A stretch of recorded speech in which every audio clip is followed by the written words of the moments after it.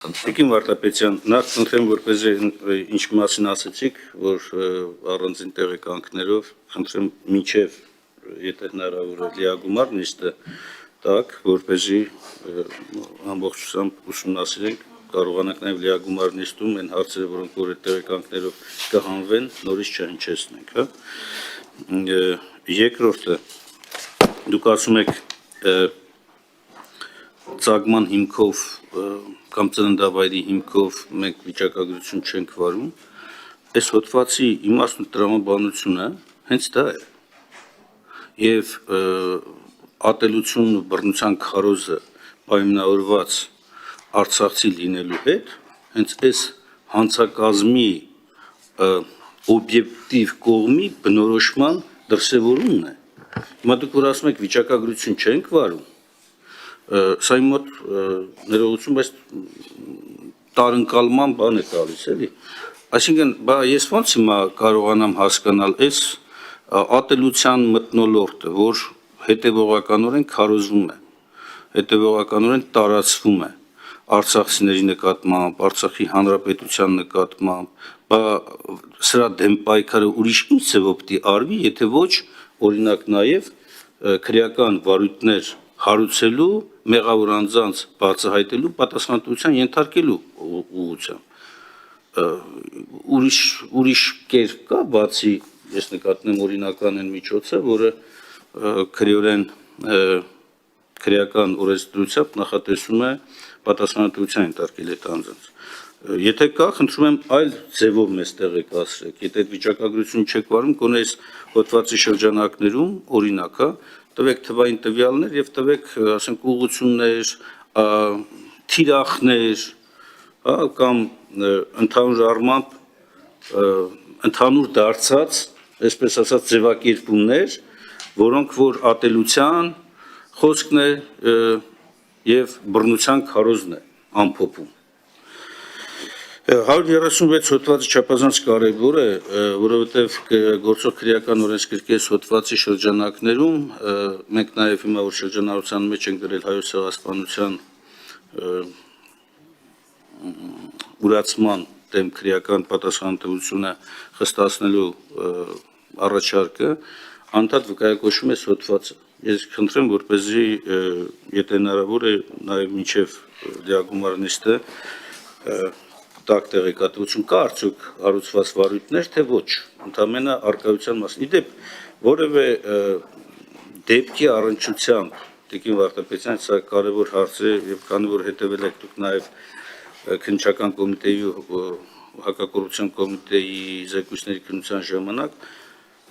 ես խնդրեմ, որպեսզի ասեք, զուտ այս հարցումը որևէ դեպքով հարուցված քրեական վարույթ կա, թե չկա, պատասխանը կարող արդյոք գաղտնի համարվել եւ եթե այո, խնդրեմ իրավական հիմքերը մատնանշել, որտեվ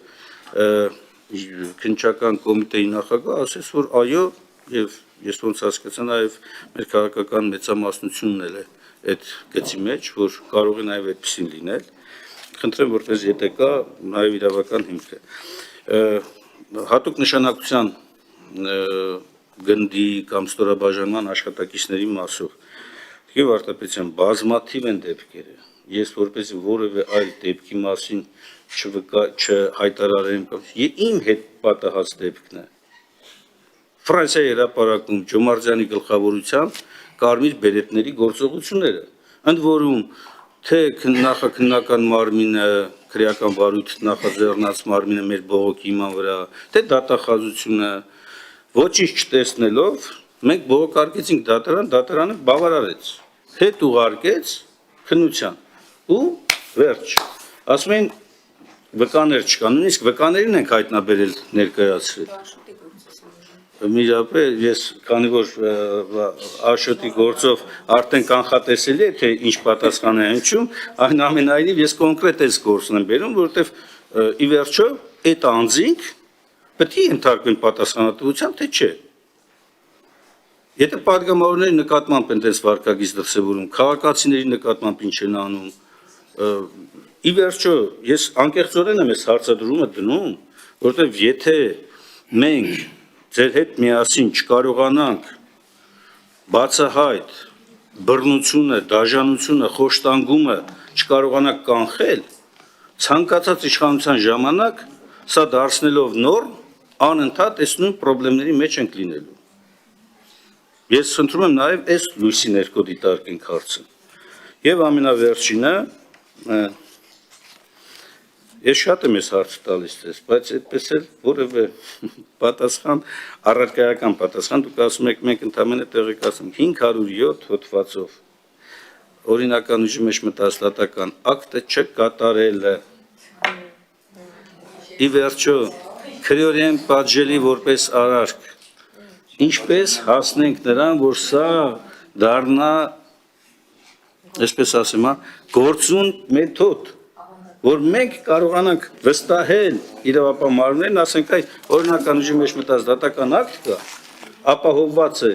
քրեադատավարական մեթոդներով, սանկցիաներով եւ ենթակա է կատարման։ Արման Բաբաջանյանը չէ կարող հայտնաբերել, չեն հասկանում իրավասու մարմինները։ Սա որ եթերում է։ Վերջ, Շնորհակալ։ խնդրեմ։ Ես համար շնորհակալություն, լավ կլինի, որ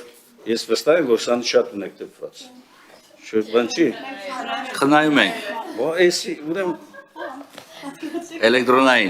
էլեկտրոնային բարմենացիան։ Բայց տեղեկացնեմ նաև, որ դատական ակտերի ցանկացած դատական ակտերի օրինական ուժի մեջ մտած ցանկացած դատական ակտի կատարումը շապազանց կարևոր է իրավունքի գերակայության ապահովման համար երկրում։ Դրա համար պարոն Մինասյան, այդ հարցը ուզում է բոլորիս, ոչ միայն առանձին գործերով, այլ ընդհանրապես։ Ավարտեմ։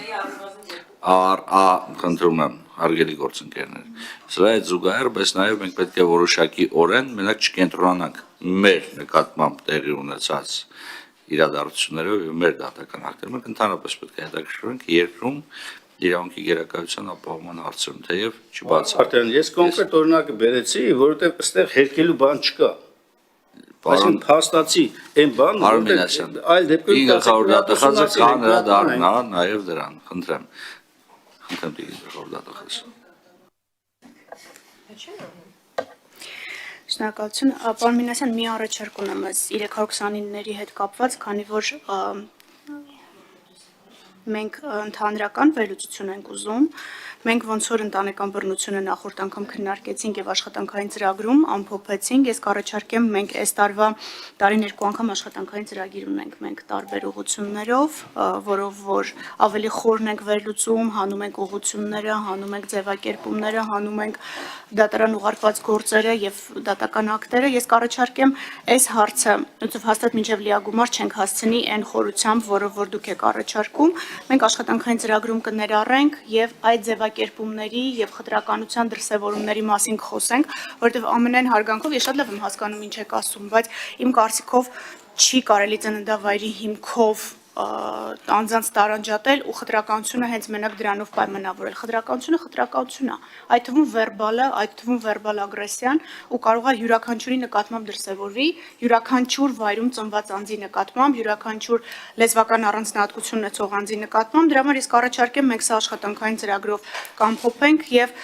հաջորդ տարվա հաղորդման մեջ էլ կունենանք եւ առանձին մի հատ էլ կհրապարակենք, մի հատ էլ ձեզ կուղարկենք այդ ծրագրի արդյունքները, որպեսզի ձեր ասած բոլոր ուղղություններով ձեր ուզած ելակետերը լինի։ Եթե լրացուցիչ հարցեր կան, որոնք ձեզ կհետաքրքրեն, կարող եք մեզ ուղարկել, մենք աշխատանքային ծրագրի մեջ կներառենք, սա 6 ամսյա ժամկետ է պահանջում։ Այսինքն, եթե համաձայն եք մինչև լիագումար չենք հասցնի, չանենք, բայց ներառենք, կարող ենք ջենտլմենական պայմանավորվածության գալ, անել, ձեզ փոխանցել ավելի որակյալ պրոդուկտ աշխատանքի։ Ինչ վերաբերում այդ 136-երին եւ կալանքներին, իհարկե, մինչեւ լիագումարը ինչ որ ասեցի ու ինչ որ չկա հաղորդման մեջ, մենք ձեզ կուղարկենք, որ դուք ունենաք, պատրաստ լինեք մեզ նոր հարցեր տալու։ Ես մի փոքր լսեցի այդ դիալոգը, որը կար տեղեկատվության ազատության մասին օրենքի կոնտեքստում։ Այստեղ երկու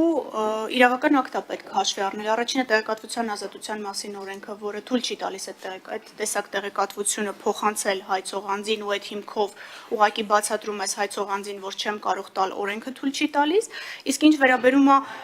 գաղտնի համարվող տեղեկատվությանը, ապա ոչ մենք, ոչ քննչականը այդ գաղտնիքի լիազոր մարմինը չենք։ Դրա համար ազգային անվտանգության ծառայությունն է, որը այն մարմիններ, որը մշակել է օրենսդրությունը եւ ըստ էության հսկողական ու վերահսկողական լիազորություններ ունի։ Ուստի ձեր հարցը եթե ճիշտ հասկացա, թե ինչի հիման վրա է որ չենք տալիս, դա տեղեկատվության ազատության մասին օրենքն է, որը սահմանափակումների հիմքեր ունի։ Հենց այդ սահմանափակման հիմքով չենք տալիս։ Ուղղակի չենք տրամադրում, հակառակ դեպքում քրեական պատասխանատվության կենթարկվենք արդեն գաղտնի տեղեկատվությունը հանրամատչելի դարձնելու համար։ Խոշտանգումների մասով ես բացի նրանից ինչ որ կա հաղորդման մեջ, մինչև լիագումարը կոնկրետ վարույթների հետ կապված էլի նախաքննական գաղտնիքը չխախտելով, բայց կփորձեմ որոշակի քննության առանձնահատկություններ վերհանել, որպեսզի նաև հասկանալի լինի, թե ինչն է պատճառը, օրինակ վարույթը դեռևս չի ավարտվել կամ դատարանը ինչ հանգամանքներ է վերհանել, որ նախաքննական մարմնին պարտավորեցրել է այդ ուղղությամբ գործողություններ իրականացնել։ Հիմա օբյեկտիվորեն պատրաստ չեմ այդ հարցին պատասխանելու, որովհետև վարույթը ձեռքիս տակ չկա, չեմ էլ հասցրել կարդալ։ Ես կարծես ոչինչ չմոռացա, չէ՞։ Դատական հանձնաժողովի նիստի իմաստն էլ այնա, որ մենք այստեղ կարող ենք հնչեցնել հարցադրումներ, որոնց վերջնական պատասխանները կարող են հնչել լիագումարին, այնպես որ ժամանակ ունենք։